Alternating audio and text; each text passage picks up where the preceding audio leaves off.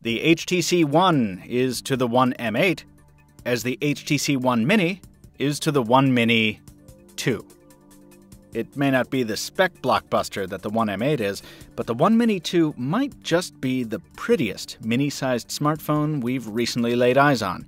And we're going hands-on right now. I'm Michael Fisher, this is Pocketnow, and this is your first look at the HTC One Mini 2.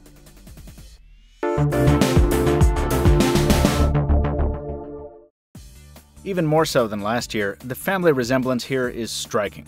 Despite what HTC calls a 40% drop in the amount of metal used in its makeup, the One Mini 2 bears the same brushed aluminum chassis as its bigger brother, with the same polycarbonate inlays, similar boom sound speakers, the same palm-kissing curve, even the same available color options.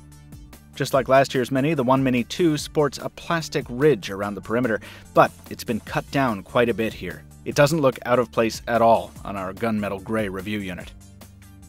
We'll have an in-depth comparison with the One M8 later in the month to go along with our full One Mini 2 review, so for now, let's just quickly run down the specs. For processing, we're looking at a quad-core Snapdragon 400 at 1.2 GHz, leaning on a gig of RAM and 16 gigs of storage. And yes, microSD expansion has made the cut, supporting cards all the way up to 128 gigs.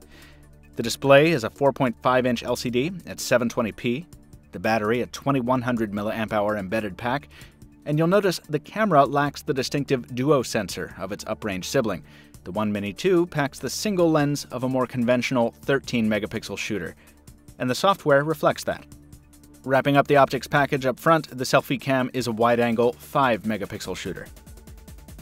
While the Mini component may not be obvious from all angles, in the hand this phone does indeed feel substantially smaller than the One M8. Taken on its own, it feels more substantial than its dimensions would suggest, and it looks much more expensive than other devices in its class.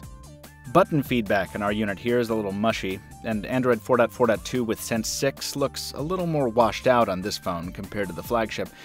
But we should note that this is pre-release hardware, as evidenced by the slight color mismatch on the volume rocker here. But at first glance, and first feel, it's very nice.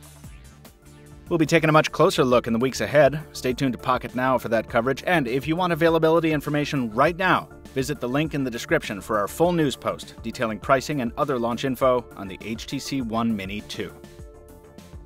Follow Pocketnow on social media so you don't miss our continuing coverage. Thanks to HTC for the review device, and thanks to you for watching. This has been Michael Fisher with Pocketnow. We'll see you next time.